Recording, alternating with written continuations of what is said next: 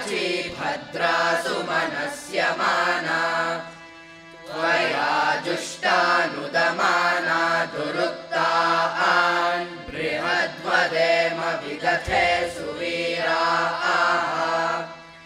त्वया जुष्टऋषिर्भवति देवि त्वया ब्रह्मा गतश्रीरुतत्वया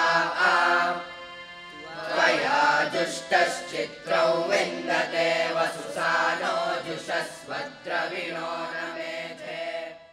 ಶುಭ ಸಂಜೆ. ಚಾರಿತ್ರ್ಯವೆನ್ನುವುದು ಮಾನವನು ನಿತ್ಯವೂ ಮಾಡುವ ಅಭ್ಯಾಸಗಳಲ್ಲಿ ಅಡಗಿರುತ್ತದೆ.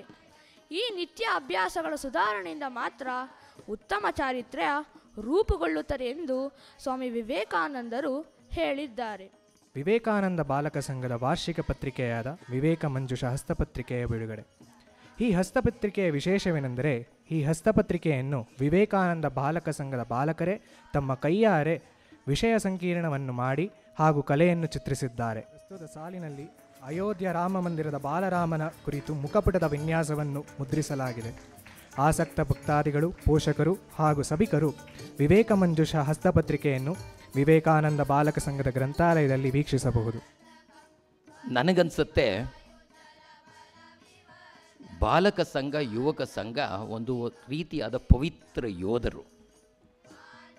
ಯೋಧರು ಯಾರು ಒಕ್ಕಟ್ಟಾಗಿ ಒಂದು ಕಡೆ ಕೂತಿರಲ್ಲ, ಬಹುತೇಕ ಎಲ್ಲ ಕಡೆ ಕೆಲಸ ಮಾಡ್ತಿರ್ಬೇಕು.